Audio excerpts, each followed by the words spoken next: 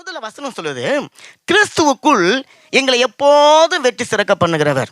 ஆமென். இயேசு கிறிஸ்துவுக்குள்ள ஒரு மனுஷன் இருந்தான்னு சொன்னா அந்த மனுஷனுடைய வாழ்க்கை வெற்றியா இருக்கும் பாருங்க.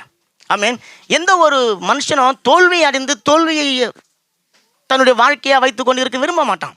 அப்போ வெற்றி உள்ள ஒரு வாழ்க்கை. சரி, பாஸ்டர் சொல்லிட்டாரு ஒரு பங்க் கடை வைக்கணும். அப்போ கணவன் மனைவி 2 பேரும் டே நைட்டு நல்லா வேலை செஞ்சு நல்லா சம்பாரிச்சு ஒரு கடையை கட்டி சம்பாரிச்சு வீடு வாங்கி கார் வாங்கி பங்களா வாங்கி அப்பாடான்னு வந்து உட்காரும் போது நம்ம பார்த்துட்டு ஐயோ இவர் நல்ல ஒரு ஜெயிச்சுட்டுக்கிறாருங்க, இவரே வெற்றி உள்ள ஒரு வாழ்க்கை வாழ்ந்துருக்கிறாருங்க அப்படின்னு நீங்கள் சொல்லணுமா?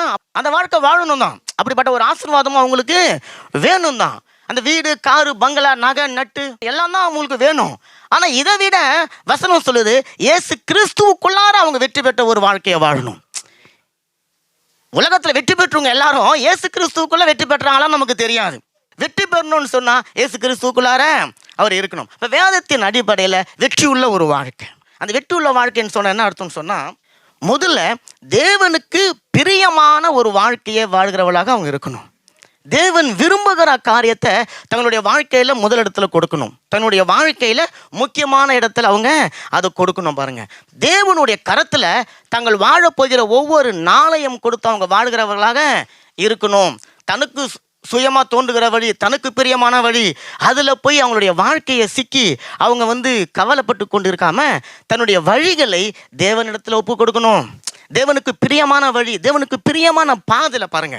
அப்போ தேவனுடைய வழி நடத்துதலின்படி ஒரு கணவன் மனைவி வாழ்கிற ஒரு வாழ்க்கை தான் வெற்றி உள்ள ஒரு வாழ்க்கை.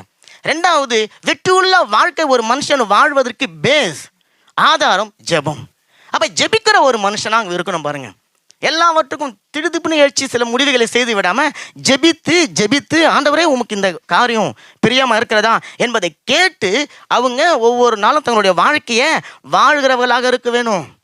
மனுஷனை நம்பி, சூழ்நிலைகளை நம்பி, பிரச்சனைகளை நம்பி அல்லது இல்லாததை நம்பிக்கொண்டு தன்னுடைய வாழ்க்கையை வாழாதபடிக்கு இருக்கிறவராகிய இயேசு கிறிஸ்துவை நம்பி அவரே தங்களுடைய முதலாக வைத்து வாழ்க்கையை ஆரம்பிக்கும் போது அவருடைய வாழ்க்கையில் என்றென்னைக்குமே ஜெயம் இருக்கும். விசுவாசிக்கிறவங்க ஆமென் சொல்லுங்களேன்.